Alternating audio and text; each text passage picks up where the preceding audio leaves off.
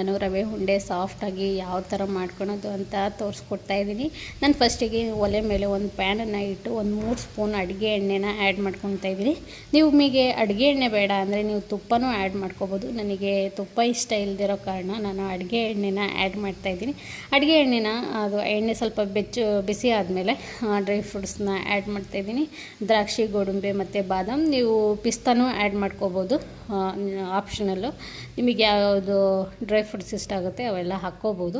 ನಾನು ಇಷ್ಟನ್ನು ಹಾಕಿ ಕ್ಲೀನಾಗಿ ಹುರ್ಕೊಳ್ತಾ ಇದ್ದೀನಿ. ಜಾಸ್ತಿ ರೋಸ್ಟ್ ಮಾಡೋಕ್ಕೆ ಹೋಗ್ಬಿಡಿ. ಇದೇನು ಬಬಲ್ಸ್ ಥರ ಉಪ್ಕೊಳುತ್ತೆ, ಅವಾಗ ಎಕ್ಸ್ಟ್ರಾ ತೆಗ್ದಿಟ್ಕೊಬಿಡಿ. ಅದೇ ಎಣ್ಣೆಗೆ ನಾನು ರವೆನ 1-2 ಬಟ್ಲಷ್ಟು ಚಿರೋಟಿ ರವೆನ ಆ್ಯಡ್ ಮಾಡಿ ಕ್ಲೀನಾಗಿ ಹುರ್ಕೊಳ್ತಾ ಇದ್ದೀನಿ. ನೀವು ಇಲ್ಲಿ ರವೆನ ಎಷ್ಟು ಚೆನ್ನಾಗಿ ಹುರ್ಕೊಳ್ತೀರಾ ಅಷ್ಟು ಚೆನ್ನಾಗಿ ಬರುತ್ತೆ ರವೆ ಉಂಡೆ. ಅಷ್ಟು ಸಾಫ್ಟಾಗಿ, ಅಷ್ಟು ಟೇಸ್ಟಿಯಾಗಿ, ಅಷ್ಟು ಸ್ಮೂತಾಗಿ ಬರುತ್ತೆ ರವೆ ಉಂಡೆ. ನೀವು ಏನಾದರೂ ಹೈ ಫ್ಲೇಮ್ ಮಾಡಿಕೊಂಡು ರವೆನ ಬೇಗ ಆಗಬೇಕು ಅಂತ ಹುರ್ಕೊಬಿಟ್ರೆ ಅದು ಸೀದೋಗೋ ಚಾನ್ಸ್ ಇರುತ್ತೆ, ಮತ್ತು ಅಷ್ಟು ಟೇಸ್ಟ್ ಬರೋಲ್ಲ. ಹಸಿ ಸ್ಮೆಲ್ ಬರುತ್ತೆ. ಏನು ರವೆ ಉಂಡೆ ಮಾಡ್ತೀವಿ ಅದು ಹಸಿ ಸ್ಮೆಲ್ ಬರುತ್ತೆ. ಹಾಗಾಗಿ ನೀವು ಎಷ್ಟು ಪೇಷನ್ಸಿಂದ ರವೆನ ಹುರ್ಕೊಳ್ತೀರ ಅಷ್ಟು ಟೇಸ್ಟಿಯಾಗಿ ಬರುತ್ತೆ. ಲೋ ಫ್ಲೇಮಲ್ಲೇ ಒಂದು 7-8 ನಿಮಿಷ ರವೆನ ಕ್ಲೀನಾಗಿ ಹುರ್ಕೋಬೇಕಾಗುತ್ತೆ. ತುಂಬಾ ಪೇಷನ್ಸಿಂದ ಹುರ್ಕೋಬೇಕು. ನಾವು ಬೇಗ ಮಾಡೋಕ್ಕೆ ಹೋದರೆ ಅದು ಹೋಗ್ಬಿಡುತ್ತೆ. ನಾನು ಇವಾಗ 2 ಏಲಕ್ಕಿ ಏಲಕ್ಕಿನ ನಾನು ಪೌಡ್ರ್ ಮಾಡಿ ಹಾಕ್ತಾಯಿದ್ದೀನಿ. ನಿಮಗೆ ಏಲಕ್ಕಿ ಬೇಡ ಅನ್ನೋರು ಸ್ಕಿಪ್ ಮಾಡ್ಕೋಬೋದು. ಫ್ಲೇವರ್ ಚೆನ್ನಾಗಿರುತ್ತೆ, ಟೇಸ್ಟು ಬರುತ್ತೆ ಅಂತ ನಾನು ಏಲಕ್ಕಿನ ಆ್ಯಡ್ ಮಾಡ್ತಾಯಿದ್ದೀನಿ.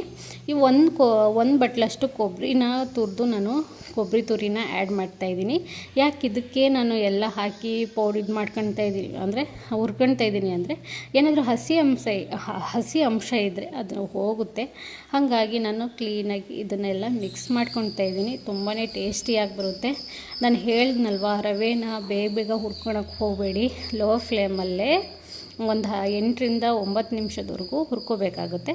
ನಾನು ಏನು ಡ್ರೈ ಫ್ರೂಟ್ಸನ್ನು ತೆಗೆದು ಎಕ್ಸ್ಟ್ರಾ ಇಟ್ಕೊಂಡಿದ್ದೆ ಹುರಿದ್ಬಿಟ್ಟು ಅದನ್ನು ಆ್ಯಡ್ ಮಾಡಿ ಅದ್ರ ಜೊತೆ ಮಿಕ್ಸ್ ಮಾಡ್ತಾಯಿದ್ದೀನಿ.